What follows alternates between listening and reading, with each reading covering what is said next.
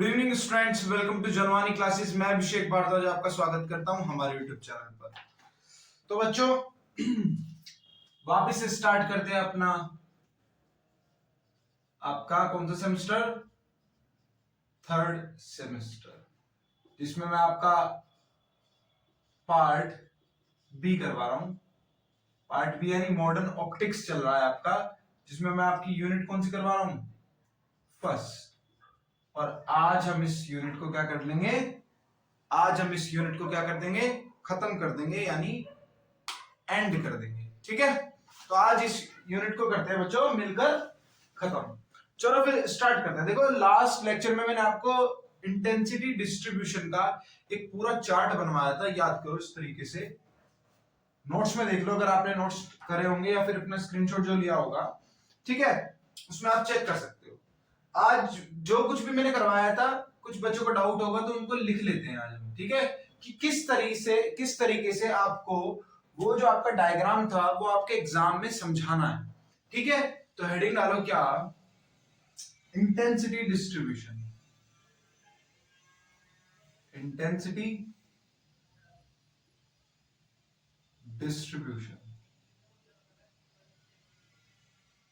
ठीक है,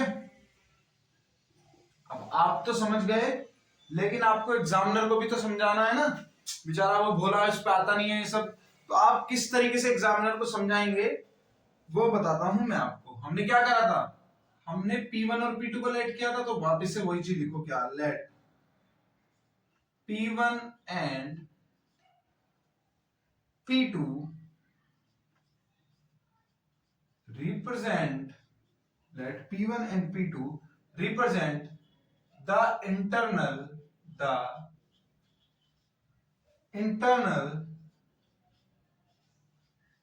reflecting surfaces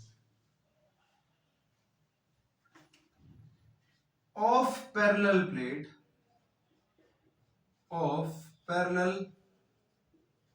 plates A and B। ठीक है, फिर हमने क्या किया था, let SA1 be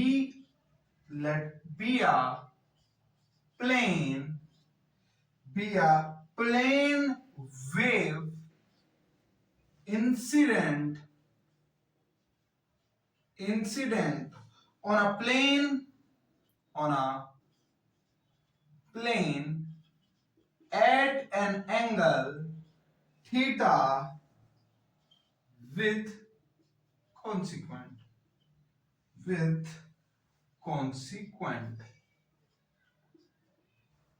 आगे लिखो, with consequent transmission।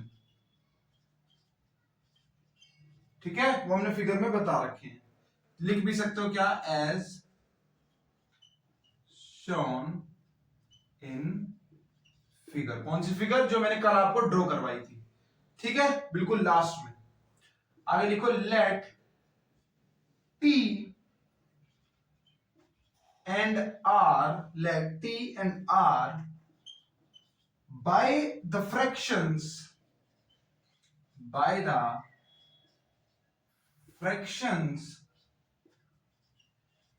of the incident light intensity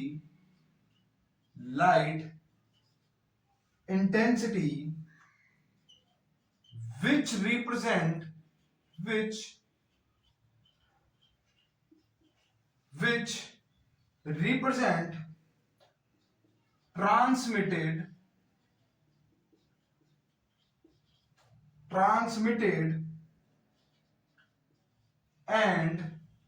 transmitted and reflected which represent transmitted and reflected wave intensity. ये मैं आपको बता चुका था कि T और R मैंने लेट कर लिया कि मेरी इंसिडेंट रहेगी क्या है, रिफ्लेक्टेड इंटेंसिटी और ट्रांसमिटेड इंटेंसिटी।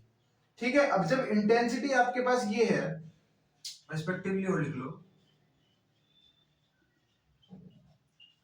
तो आपका एम्पलीट्यूड क्या हो जाएगा? एम्पलीट्यूड आपका क्या होता है भाई? इंटेंसिटी स्क्वायर होता है आपका एम्पलीट्यूड, यानी रूट ऑफ इंटेंसिटी आपका क्या हो जाएगा? रूट ऑफ इंटेंसिटी आपका क्या हो जाएगा? एम्पलीट्यूड। ठीक है, क्योंकि एम्पलीट्यूड स्क्वायर आपका इंटेंसिटी के बराबर होता है। ठीक है, सो आगे लिखो क्या? The friction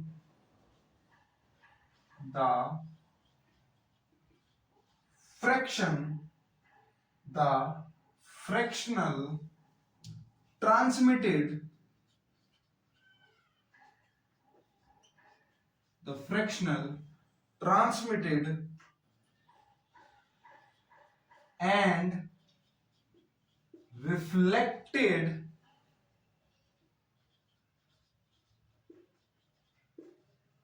amplitude will be root t and root r, and each reflection and at each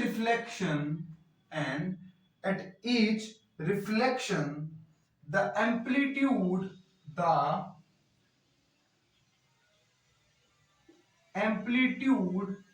becomes कितना? Root r times. ठीक है, कल मैंने आपको बता भी दिया था, डायग्राम में बताया भी था, रूट आर टाइम्स आपका हर रिफ्लेक्शन पर होगा और हर ट्रांसमिशन पे क्या हो जाएगी? Root t times. ठीक है, and at each transmission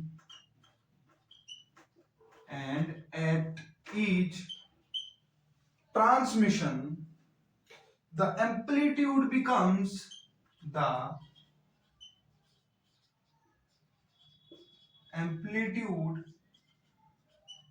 becomes root t times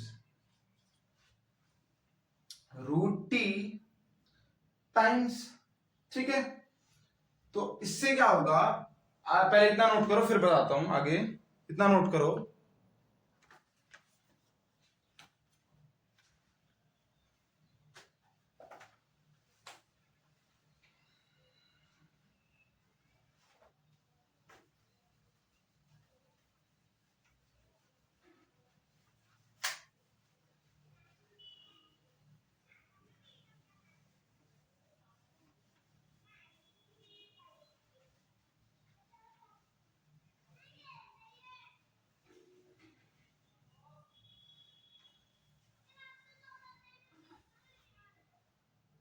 आगे लिखेंगे बच्चों। ठीक है, आगे लिखो, इसी के आगे से शुरू करना जहां से एंड किया था। लिखो, एज द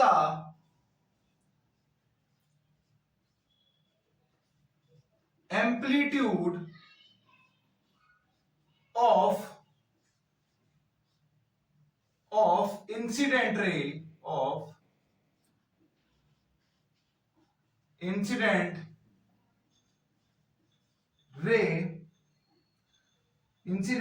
क्या है? A है, of the incident ray या फिर incident wave is A, the amplitude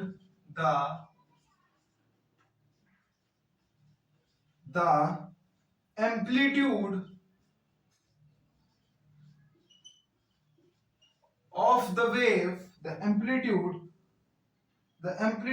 of the wave A1 B1 क्या होगा? is root t। ये मैं बता चुका था, is a root t। ठीक है, ये मैंने आपको अच्छे से बताया था किस तरीके से a root t आएगी। ठीक है, और जब दोबारा से क्या होगा? आगे ट्रांसमिशन होगा, यानी and date of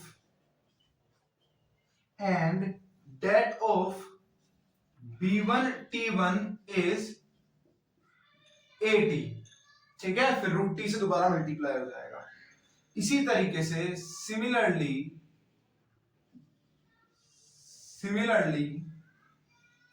the amplitude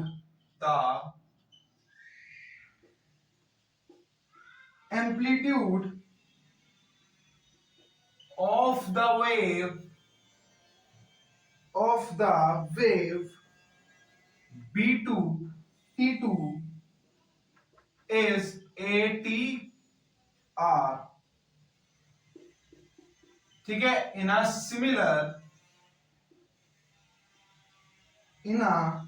similar way the amplitudes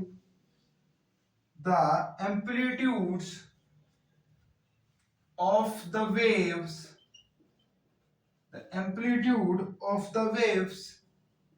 B3 T3 and B4 T4 and so on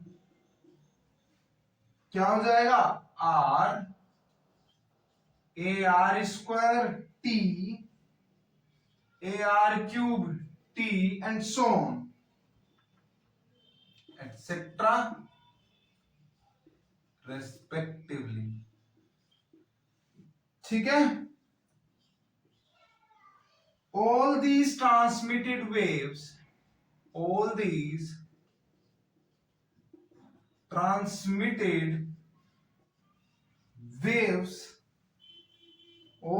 transmitted waves are coherent and capable of producing interference, ठीक है, क्योंकि दोनों अलग अलग वेव्स होंगी, अलग अलग एम्पलीट्यूड है, कोहेरेंट है और दोनों ही कैसी है, कोहेरेंट वेव्स हैं, तो एक ही पॉइंट पर मिल रही हैं, यानी एक ही पॉइंट पर सुपर इंपोज हो रही हैं, तो वो 100% आपको इंटरफेरेंस शो करेंगी। अब क्योंकि वो एक ही पॉइंट पर अलग अलग टाइप के एम्पलीट्यूड्स की वेव सुपर इंपोज हो रही है, तो वो वहां पर क्या करेगी, हम वहां पर क्या लगाएंगे, सुपर इंपोजिशन का फॉर्मूला लगाएंगे, ठीक है। तो उसके लिए हमको क्या चाहिए होता है, उसके लिए हमको क्या चाहिए होगा, उसके लिए हमको चाहिए होगा हमारा क्या, पाथ डिफरेंस भी निकालेंगे और हमको लेट करना पड़ेगा वेव की इक्वेशन को भी। भाई हमें एक लेट करना पड़ेगा कि आपकी जो डिस्प्लेसमेंट होगी, जैसे आपने अपना सेमेस्टर थर्ड वगैरह में करा होगा, मतलब आप सेमेस्टर थर्ड में ही हैं, मेरे कहने का मतलब आपने इससे पहले करा था ना, जहां पे हमने वेव की इक्वेशंस निकाली थी, पता नहीं मैंने आपको ही करवाया था या आप अपनी जूनियर क्लासेस में पढ़ के आए होंगे, जहां पर आप वेव की इक्वेशंस निकालते हैं ना, आपको ही करवाया था मैंने, जहां पर मैंने आपको वो निकलवाया था, क्या बोलते हैं, डम्ड ऑसिलेशन वगैरह करवाया था ना मैंने आपको। तो वहां पर देखो, जब हम वेव की स्टार्टिंग कर रहे थे, यानी जब हमने एसएचएम करा था, सिंपल हार्मोनिक ऑसिलेशन करा था, वो भी एक काइंड ऑफ अ वेव आई थी ना आपकी, क्योंकि वो भी एक टाइप की वेव प्रोड्यूस करते हैं। तो वहां पर जैसे हमने एक आपकी इक्वेशन लेट कर ली थी, यहां पर भी हमको एक इक्वेशन लेट करनी पड़ेगी, ठीक है। तो सबसे पहले लिखो क्या, अब ये कंप्लीट हो चुका है, तो आप थोड़ा सा गैप देके नया पैरा शुरू करो। द फेज डिफरेंस, डेल से डिनोट कर दो, बिटवीन any two consecutive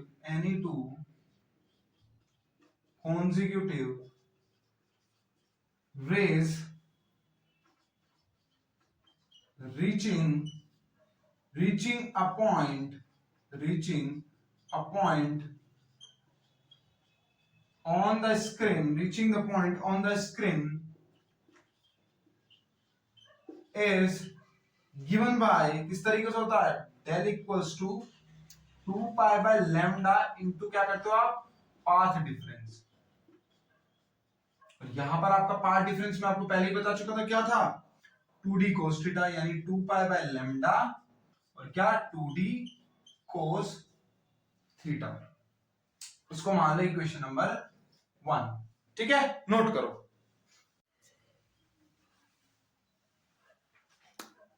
ठीक है बच्चों, चलो आगे।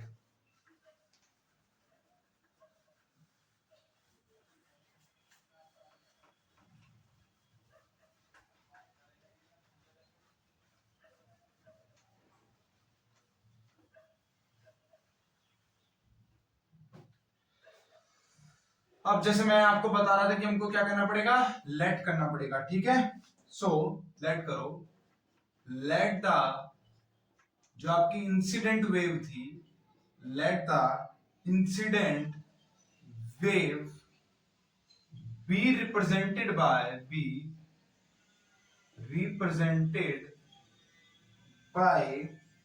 y equals to a e की पावर I ओमेगा t, ठीक है। ए आपका एम्पलीट्यूड ऑफ दैट वेव है, ठीक है। अब आपको पता है क्या, then the waves reaching a point, कौन सा पॉइंट लेट किया था, P on the screen will be, तो क्या हो जाएगी वो आपकी, देखो मान लो आपकी पहली रे पहुंची y1, जिसकी आपकी इंटेंसिटी क्या निकाली थी हमने, at e की पावर हो जाएगा I ओमेगा t। दूसरी वेव है मान लो yt, उसकी एम्पलीट्यूड क्या था, atr, e की पावर मान लो कुछ फेज डिफरेंस होगा, और हमने वो फेज डिफरेंस मान लिया क्या है, ओमेगा t माइनस डेल, हमने ये फेज डिफरेंस मान लिया। इसी तरीके से आपकी थर्ड वेव पहुंची होगी, जिसका क्या होगा, atr स्क्वायर और e की power I omega t minus 2 del, ठीक है। इस तरीके से आपकी वेव्स पहुंचती जा रही होंगी, ठीक है। ये हमने अपना क्या कर लिया, लेट कर लिया, ठीक है, ठीक है। यहां तक तो कोई डाउट नहीं, तो एंड सो ऑन लिख सकते हो आप, एंड सो ऑन, ठीक है। इस तरीके से आप लिख सकते हो, एंड सो ऑन, ठीक है। तो जब हम bye the principle of super imposition चलेंगे, ठीक है, जब बाय द प्रिंसिपल ऑफ, इनका क्या होगा, सुपर इम्पोजिशन होगा, है ना, होगा ना सुपर इम्पोजिशन। तो by the principle of super लिखो, by the principle of superimposition कैसे करेंगे हम, अगर हमको इंटेंसिटी चाहिए, भाई हमको इंटेंसिटी चाहिए तो क्या करना पड़ेगा, लिखो पहले, बाय द प्रिंसिपल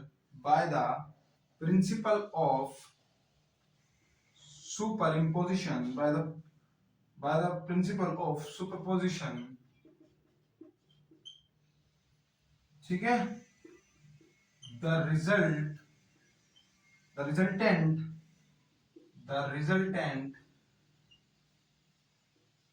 amplitude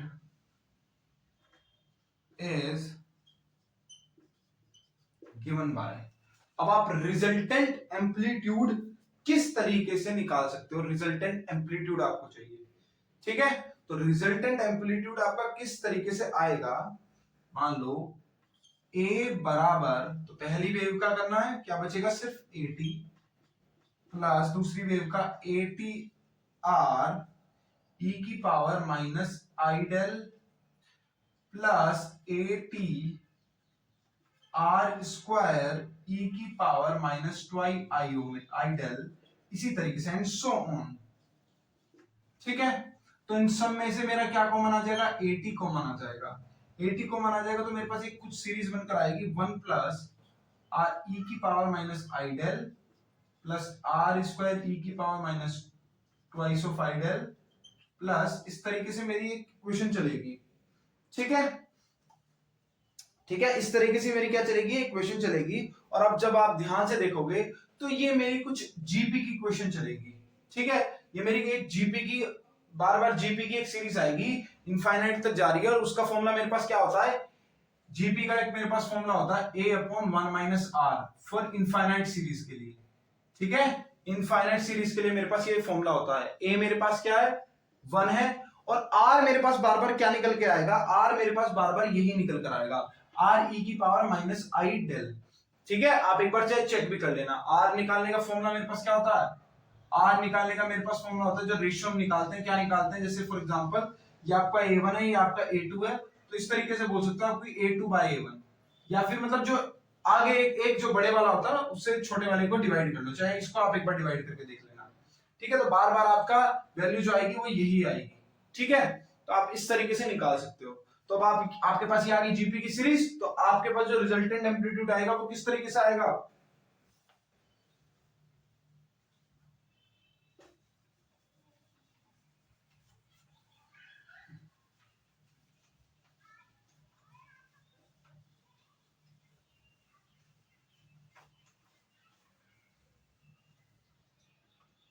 वो आपके पास आएगा क्या, a इक्वल्स टू, अब देखो फॉर्मूला आपके पास होता है a equals to 1 minus r, ठीक है। और r माइनस 1 तब होता है जब रेशियो आपका 1 से बड़ा हो, यहां पर रेशियो आपका 1 से छोटा होगा, तो आपका क्या हो जाएगा, 80 आपने कॉमन ही लिया था, a आपके पास 1 था, और 1 माइनस आर मैंने अभी आपको बताया क्या आ रहा है, आर ई की पावर माइनस आई डेल, ठीक है। ठीक है, अब इसका कॉम्प्लेक्स कॉन्जुगेट क्या आएगा हमारे पास, दस कॉम्प्लेक्स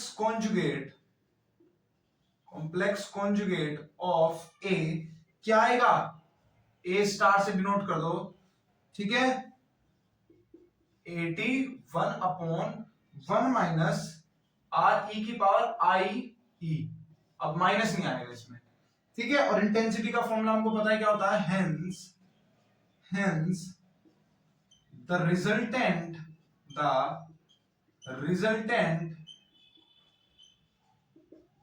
इंटेंसिटी आई आपका क्या होता है, ए और ए का कॉन्जुगेट, ठीक है, ए और ए का क्या, कॉन्जुगेट, यहां पर आप उसका एक कॉन्जुगेट भी लेंगे, ठीक है। क्यों, क्योंकि उसकी इंटेंसिटी एम्पलीट्यूड जो होगा वो चेंज हो जाएगा, वैसे तो आपका इंटेंसिटी का फॉर्मूला होता है एम्पलीट्यूड का स्क्वायर, ठीक है। यहां पर आपका इंसिडेंट लाइट जो आ रही है उसमें कुछ ना कुछ एम्पलीट्यूड में चेंज होगा, तो हमको यहां पर क्या लेना पड़ेगा, कॉन्जुगेट लेना पड़ेगा, ठीक है। तो जब आप कॉन्जुगेट लेंगे यानी इन दोनों को आपस में क्या करवाएंगे, मल्टीप्लाई करवाएंगे, तो 80 आपका क्या हो जाएगा, ए स्क्वायर टी स्क्वायर, तो ऊपर तो आपका क्या बचेगा, ए स्क्वायर टी स्क्वायर, और नीचे आपका क्या बचेगा, 1 माइनस आर ई की पावर आई डेल माइनस में, और 1 माइनस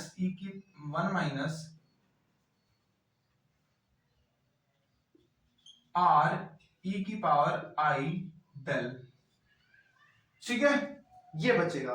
और जब आप यहां ब्रैकेट ओपन करेंगे तो देखो, ब्रैकेट ओपन करते हैं आप धीरे धीरे, तो A square T square by, bracket open करो, 1 टाइम 1 माइनस आर ई की power I del minus R I E की पावर माइनस का, अच्छा ये वाला प्लस है, आई डेल, और ये देखो minus minus plus are square हो जाएगा, ठीक है, आर स्क्वायर हो जाएगा, और जब आप इन दोनों को ऐड करोगे तो क्या आ जाएगा, रिजल्टेंट आपके पास, ठीक है। जब आप इन दोनों को ऐड करोगे तो आपके पास क्या आ जाएगा, r square, simple r square हो जाएगा, क्योंकि इसकी वैल्यू क्या हो जाएगी, 0 हो जाएगी, ठीक है, इसकी वैल्यू क्या हो जाएगी आपके पास, 0 हो जाएगी। अब इसमें हम और चेंजेस क्या कर सकते हैं, ठीक है, फटाफट से screenshot low with in seconds. अब देखो इसी में मैं हल्का सा चेंज और करूंगा, क्या, अगर आप ध्यान से इस पे गौर करोगे, तो देखो जो आपकी इंटेंसिटी है वो आ जाएगी ए स्क्वायर टी स्क्वायर, तो ऊपर है ही, अब अगर मैं इसको अलग से लिख लूं, 1 प्लस आर स्क्वायर मैंने पहले लिख दिया, और इन दोनों में आर कॉमन है माइनस का, उसको मैंने ले लिया कॉमन, अंदर आपके पास क्या बचेगा, ई की पावर आई डेल प्लस ई की पावर आई डेल, ठीक है, ये आपके पास बचेगा अंदर, और इसका आपके पास ये वाला आपका फॉर्मूला होता है, किसका, कोस डेल का फॉर्मूला हो जाएगा फिर ये, ठीक है, ट्वाइस ऑफ कोस डेल का, यानी आपके पास आई इक्वल्स टू क्या हो जाएगा, A square T square by 1 plus are square minus का 2r कोस, क्योंकि यहां पर डेल है तो कोस डेल, ओमेगा होता तो ओमेगा ले लेते हैं हम, आपने ओमेगा की फॉर्म में पढ़ा होगा जहां तक मेरे याद है, ठीक है, ठीक है। अभी आप इसमें भी चेंजेस करवाना चाहें तो आगे करवा सकते हैं, ठीक है। जैसे अगर मैं कोस थीटा को थोड़ा कन्वर्ट कर दूं, कैसे, कोस थीटा का भाई आपको पता है एक फॉर्मूला होता है आपके पास, साइन स्क्वायर डेल में ही लूंगा प्लस कोस स्क्वायर डेल होता है, जो कि 1 के बराबर होता है, तो यहां से अगर आपको कोस स्क्वायर डेल चाहिए तो क्या होगा, 1 माइनस साइन स्क्वायर डेल, है ना, और कोस डेल चाहिए तो क्या हो जाएगा, under root 1 minus sine square del, ठीक है। तो यही चीज को मैं अप्लाई करूंगा, ठीक है, क्या करूंगा मैं, इसी चीज को अप्लाई करूंगा, ठीक है, इसी चीज को अप्लाई करूंगा। तो इस चीज को अगर मैं अप्लाई करता हूं तो देखो मेरे पास अंडर रूट आएगा, फिर यहाँ पर अंडर रूट आ जाएगा, काफी प्रॉब्लम आएगी सोल्व करने में।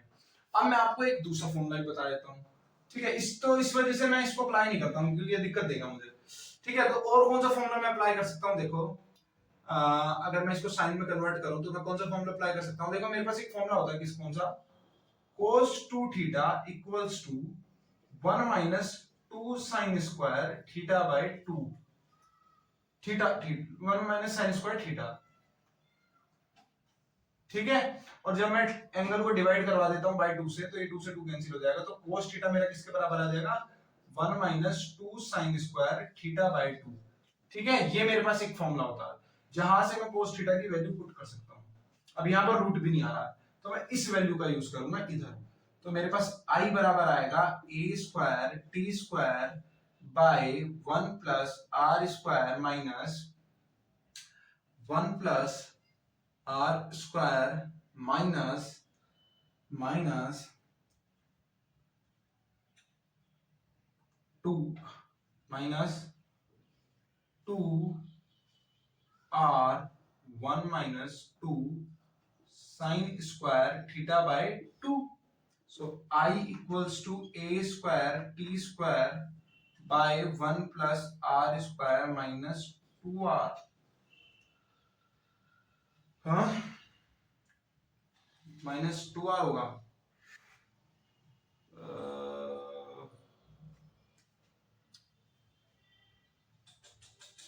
1 प्लस r स्क्वायर तो आपका सही चलेगा ना, कुछ गलती तो नहीं करी, देखना बच्चों, यहाँ पर 2r होगा, 2r होगा, माइनस ही है, minus 2r minus minus plus 2 to the 4 r sine square theta by 2, है ना, साइन स्क्वायर थीटा बाय 2, ठीक है। सब कुछ सही चल रहा है ना, हाँ सब बढ़िया चल रहा है, ओके। तो इसको मैं 1 है, मैं 1 का स्क्वायर भी लिख सकता हूं, देखो ये a square plus b square minus 2ab, तो ये आपका क्या बन जाएगा, i equals to a square t square by 1 minus r का होल स्क्वायर और साथ में plus 4r sine square theta by 2, ठीक है। ये आपके पास आ जाएगा, इसको मैं रफ कर देता हूं, ठीक है। तो आपके पास ये इंटेंसिटी की वैल्यू आने वाली है। अभी आप इसमें कुछ और चेंज कर सकते हो, नहीं कर सकते ना, अब आप इसमें कुछ भी चेंज नहीं कर सकते हो, ठीक है। तो आगे हम चलेंगे अब इसमें, अब तो आप इसमें कुछ चेंज ही नहीं कर सकते हो, ओके। अब हम क्या करेंगे, थोड़ा सा इसको थोड़ा सा इजी बना देंगे, हल्का सा बनाने के लिए मैं एक काम करता हूं, i इक्वल्स टू, मैं इस a स्क्वायर टी स्क्वायर और मैं कॉमन ले लेता हूं इस 1 माइनस आर स्क्वायर को, 1 माइनस आर स्क्वायर को मैंने ले लिया common, 1 minus r whole square को ले लिया मैंने कॉमन, मेरे पास बचेगा क्या, 1 अपॉन, ये तो 1 हो जाएगा, 1 प्लस, और यहां मेरे पास क्या बचेगा, 4r बाय 1 माइनस आर का होल स्क्वायर, और क्या बचेगा, साइन स्क्वायर थीटा बाय 2, मैंने थीटा ले लिया सारे में, अरे अरे अरे ये थीटा नहीं बचे, यहाँ पर डेल करो डेल करो डेल करो डेल करो, डेल डेल डेल, और इधर भी आपका क्या करना है, डेल, ठीक है। तो आपका होगा डेल बाय 2। अब ये मैंने क्यों करवाया है, क्योंकि यहां पर एक नया कांस्टेंट बन जाएगा, क्योंकि ये कांस्टेंट्स ही तो है, तो इन्हें कंबाइन करके मेरे पास एक कांस्टेंट आ जाएगा, मैं लेट कर लूंगा f, और उस f का एक नाम होगा आपका a square by t square 1 minus r whole square और 1 by 1 plus f sine square del by 2, ये आपके पास इक्वेशन आ जाएगी, काफी इजी है, दिखने में इससे ज्यादा इजी लग रही है ये वाली इक्वेशन आपकी, है ना, दिखने में काफी इजी लग रही है, ठीक है। और दो काम की दोनों ही है, तो एक काम करो, इसको इक्वेशन नंबर सेकंड लेट कर लेना और इसको इक्वेशन नंबर थर्ड लेट कर लेना। अब क्वेश्चन आएगा कि सर ये f क्या है, ठीक है। तो ये जो f है ये आपका किसके बराबर है, 4r by 1 minus r whole square के, ठीक है। और इसे बोलते हैं कोफिशिएंट ऑफ शार्पनेस, क्या बोलते हैं, कोफिशिएंट ऑफ sharpness, ठीक है, it is called coefficient of sharpness। अब हमने इंटेंसिटी तो निकाल दी, अब हमें ये नहीं पता इंटेंसिटी कब मैक्सिमम होगी और कब मिनिमम होगी, ठीक है, वही जो वेव्स निकल कर आएगी, जो वहां पर इंसिडेंट होगी, तो वहां पर जो आपकी इंटेंसिटी है वो कब मैक्सिमम होगी और कब आपकी क्या होगी, मिनिमम होगी। अब वो किस तरीके से निकालेंगे, कंडीशन आपको पता ही है मैक्सिमम और मिनिमम की, उसी को लगा देंगे भाई। मैक्सिमम के लिए आपका क्या होता है, अब देखो ये आपकी इक्वेशन इस तरीके से आ रही है, अब आपको मैक्सिमम और मिनिमम अगर चाहिए होगी तो इसकी वैल्यू पर किस पर डिपेंड करेगी, डेल की वैल्यू पर डिपेंड करेगी, इंटेंसिटी की वैल्यू। तो अगर मुझे चाहिए कि मेरी वैल्यू क्या हो, मैक्सिमम हो, मैक्सिमम क्या होगा, तो मुझे क्या चाहिए, इस फ्रैक्शन को हटाना पड़ेगा, और हटाने के लिए मैं क्या इसको चाहूंगा कि मेरे साइन स्क्वायर डेल क्या हो, साइन स्क्वायर डेल बाई 2 क्या हो, 0 के बराबर हो, यानी ठीक है, ये मेरा किसके बराबर हो, 0 के बराबर हो। तो ठीक है, तो मैक्सिमम के लिए मैं क्या चाहूंगा कि मेरी इसकी वैल्यू 0 हो, तो ये पूरा फ्रैक्शन हट जाएगा, क्योंकि खत्म, ये भी खत्म, सिर्फ ये पोर्शन बचेगा। और मैक्सिमम के लिए मैं क्या और मैं मिनिमम के लिए क्या चाहूंगा, मिनिमम के लिए बस मैं इतना चाहूंगा कि इसकी वैल्यू मेरी क्या हो, 1 के बराबर हो, ठीक है। जब मेरे पास मिनिमम होगा 1 के बराबर होगी, तो कुछ ना कुछ एक फ्रैक्शंस में आएगी वैल्यू, और कम ही आएगी इससे, ठीक है। मैं आपको शो करके भी दिखा देता हूं किस तरीके से, ठीक है। पहले इतना जल्दी से नोट कर लो, बहुत जल्दी से, condition for maximum and minimum intensity. अब देखना,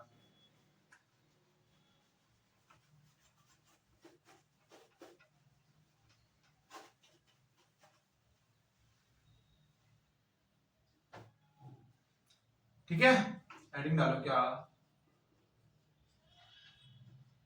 condition for maximum and minimum intensity.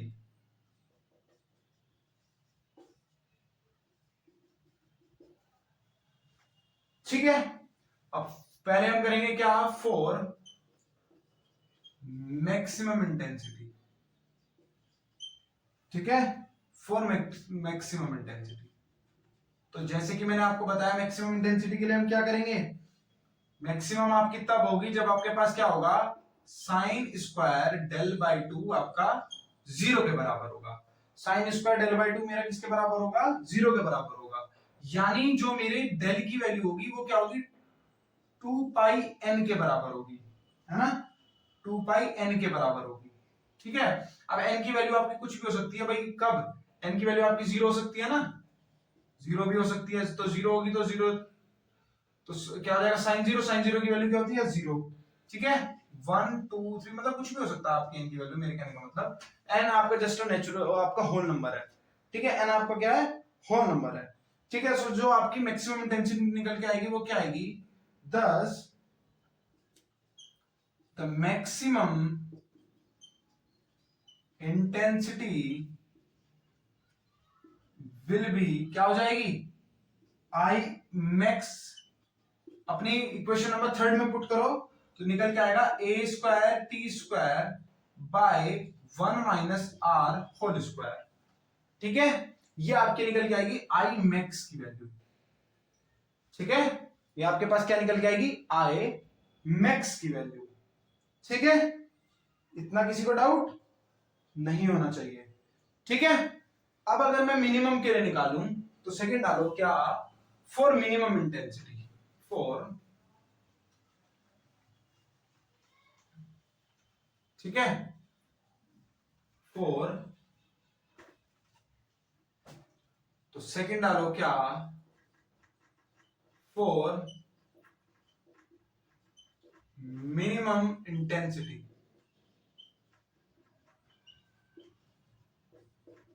Minimum intensity के लिए क्या होगा, आपको कब होगी, व्हेन आपकी जो साइन स्क्वायर डेल बाई 2 की जो वैल्यू है वो 1 के बराबर होगी। 1 के बराबर होने से मेरा मतलब क्या है, 1 के बराबर होने से मतलब क्या है कि डेल की जो वैल्यू होगी वो आपकी क्या होगी, डेल बाई 2 की जो आपकी वैल्यू होगी वो किसके बराबर होगी, आपकी 2n प्लस 1 पाई बाय 2 के, ठीक है, ठीक है, इस कंडीशन में होगा। तो आपकी जो मैक्सिमम मिनिमम इंटेंसिटी है वो क्या आ जाएगी, 10 the minimum intensity will be, equation number 2 में पुट करो, ये वाली वैल्यू इक्वेशन नंबर 2 में पुट करो, क्या आएगी, I minimum equals to a square T square by 1 plus r whole square, ये आपके पास आएगा आर मिनिमम। ठीक है, क्या आएगा, आर मिनिमम। ठीक है, आर मिनिमम आपकी ये आ जाएगी। ठीक है,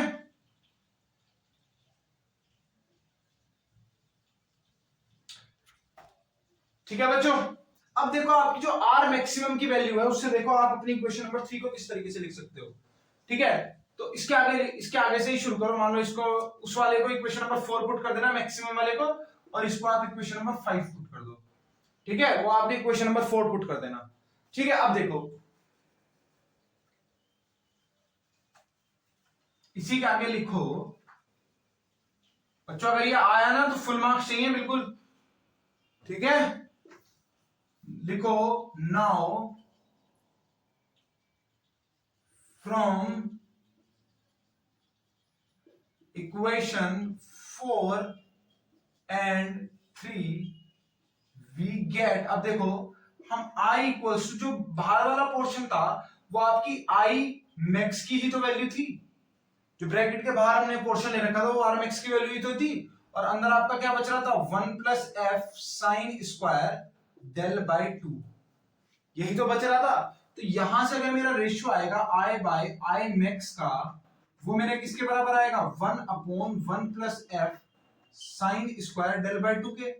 f की वैल्यू भी पुट कर दूं तो मेरे पास क्या आएगा, i by i max equals to 1 plus f की वैल्यू आपकी क्या थी, 4r plus 1 plus r whole square 1 minus r whole square, और क्या, sine square del by 2, sine square del by 2। ठीक है, चाहो तो इसको इक्वेशन नंबर 6 और इसको इक्वेशन नंबर 7 लेट कर दो, तो और डिटेल में जाओगे तो आपकी इस तरीके से वैल्यू आएगी। तो देखो यहां से आपको क्या पता लग रहा है, अगर आप इंटेंसिटी और डेल के बीच में एक रिलेशन दिखाओ तो वो आपकी किसकी वैल्यू पर डिपेंड करेगी, आपकी आर की वैल्यूज पर डिपेंड करेगी। ठीक है, और कैसे डिपेंड करेगी, इनडायरेक्टली डिपेंड करेगी। भाई इसको भी इधर ले जाऊं और ये रेशियो तो है ही। ठीक है, तो किस तरीके डिपेंड करेगी, तो इनडायरेक्टली करेगी ना, अगर ये कम तो आपकी ग्राफ में जो होगा शो क्या करेगा, शार्पनेस कैसी शो करेगा, ज्यादा शो करेगा। ठीक है, तो अगर मान लो हम डायग्राम बनाने लग जाए ना शार्पनेस के ऊपर, ठीक है, मान लो ये आपका i बाय i मैक्स का एक डायग्राम बना दूं और इधर मैं आपकी डेल की वैल्यूज ले लूं, तो बार बार जो शो होगा वो कुछ इस तरीके से शो होगी, आपकी जितनी बार भी इंटेंसिटी शो होगी कुछ इस तरीके से शो होगी। ठीक है, इस तरीके से शो होगी, तो कुछ आपका इस तरीके से डायग्राम बन के आएगा। ठीक है, शार्पनेस का। ठीक है, नोट कर लो बच्चों, और आज आपका ये वाला जो फर्स्ट यूनिट थी ये आपकी कंप्लीट हो गई, इंटरफेरेंस कंप्लीट। बस अब आपको क्या करना है, स्क्रीनशॉट लेना, जल्दी से लो।